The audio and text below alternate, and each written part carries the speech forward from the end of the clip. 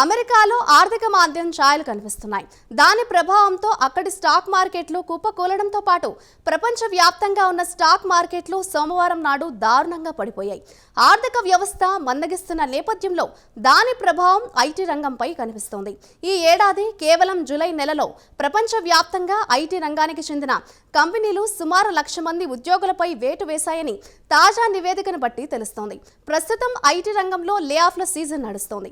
ఏ కంపెనీలో ఎంతమందిని తీశారో ప్రత్యేక కథనంలో మరింత సమాచారం తెలుసుకుందాం.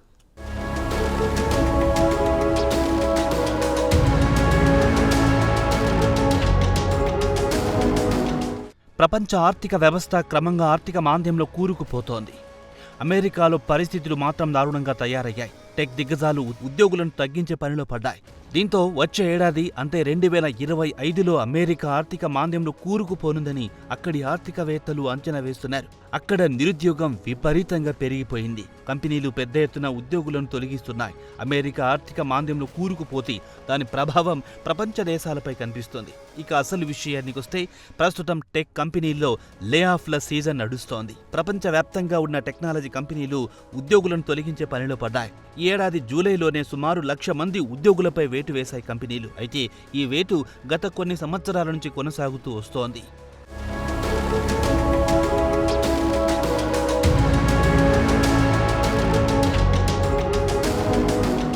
ఈ ఏడాది ప్రారంభం నుంచి కంపెనీలు పెద్ద ఎత్తున ఉద్యోగులను తగ్గించుకునే పనిలో పడ్డాయి. సుమారు 34 టెక్ కంపెనీలు 8,000 మంది నిపుణులను తొలగించాయి. తాజాగా అందిన సమాచారం ప్రకారం ఈ ఏడాది జూలై 30 నాటికి చూస్తే ప్రపంచవ్యాప్తంగా 380 కంపెనీలు 1,90,049 మందిని ఉద్యోగాల నుంచి తొలగించాయి.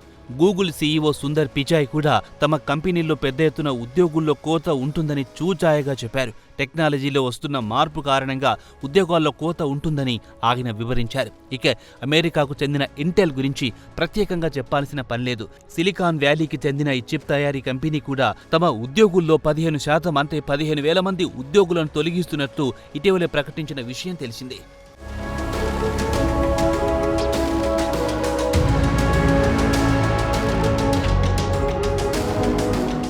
ఇంటెల్ సీఈఓ ఇటీవల కంపెనీ పునర్వ్యవస్థీకరణ చేయనున్నట్లు చెప్పారు.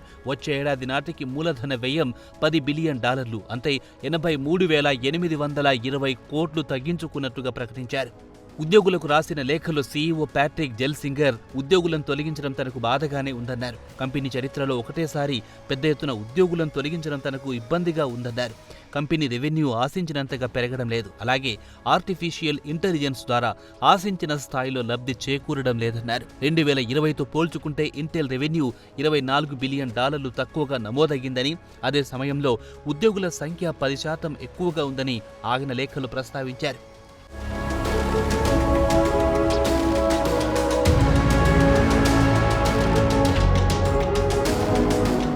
ఇక ప్రపంచంలోనే అత్యంత సంపన్నుడు టెస్లా సీఈఓ ఎలాన్ మస్క్ కూడా ఈ ఏడాది జూన్లో ఉద్యోగులకు లేఖ రాస్తూ ఆర్థిక వ్యవస్థ మందగిస్తోందని, అందుకే తమ సిబ్బందిలో 10% తగ్గించుకోవాల్సి వస్తోందన్నారు. ఈ ప్రకటన చెయ్యాలంటేనే తనకు సూపర్ బ్యాడ్ ఫీలింగ్ లా ఉందని వ్యాఖ్యానించారు. మస్క్ ప్రకటన చేయడానికి ముందే అప్పటికే 20 మందిపై వేటు వేశారు.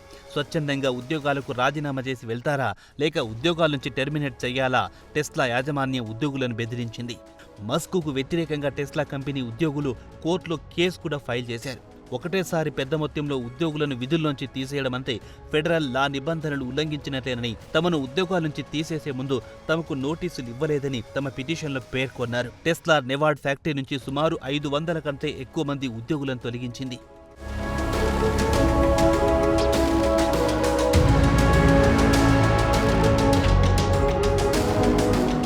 ఇక మైక్రోసాఫ్ట్ విషయానికి వస్తే ఈ ఏడాది జూన్లో 1000 మంది ఉద్యోగులను తొలగించింది.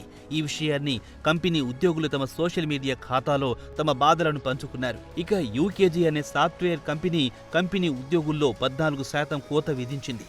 సుమారు 2,200 మంది ఉద్యోగులపై వేటు వేసింది. దీనికి కంపెనీ చెబుతున్న వివరణ ఏమిటంటే కంపెనీ వృద్ధికి దీర్ఘకాలిక వ్యూహాల్లో భాగంగా కొంతమందిని తొలగించాల్సి వచ్చిందని తెలిపింది. కాలిఫోర్నియాకు చెందిన ఇన్స్టిట్యూట్ 1,800 మందిపై వేటు వేసింది. కంపెనీ ఉద్యోగుల్లో 10% కోత విధిస్తున్నట్టు ప్రకటించింది.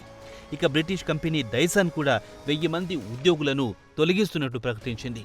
మార్కెట్లో పెద్ద ఎత్తున పోటీని తట్టుకోలేకపోతున్నామని, అదే సమయంలో వినూత్నంగా ప్రోడక్ట్ను తీసుకురావడానికి సిబ్బందిని తగ్గించుకోవాల్సి వచ్చిందని వివరణ ఇచ్చుకుంది.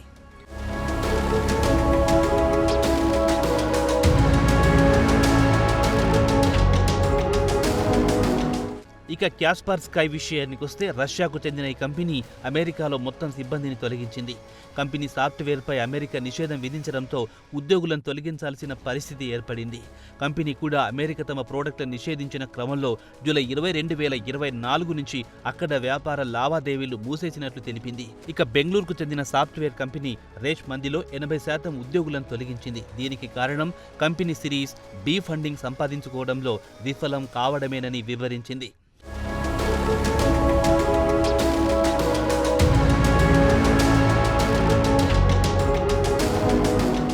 మొత్తానికి చూస్తే ఐటీ కంపెనీలు సిబ్బందిని తగ్గించుకునే పనిలో పడ్డాయి. దీనికి ప్రధాన కారణం టెక్నాలజీ రంగంలో వస్తున్న మార్పులు, ఆర్టిఫిషియల్ ఇంటెలిజెన్స్ తదితర అంశాలు కలిసి కంపెనీలు ఉద్యోగులపై వేటు వేస్తున్నాయి. మరి రాబోయేది ఉద్యోగులకు గడ్డు కాలమేనని చెప్పుకోవాల్సిందే.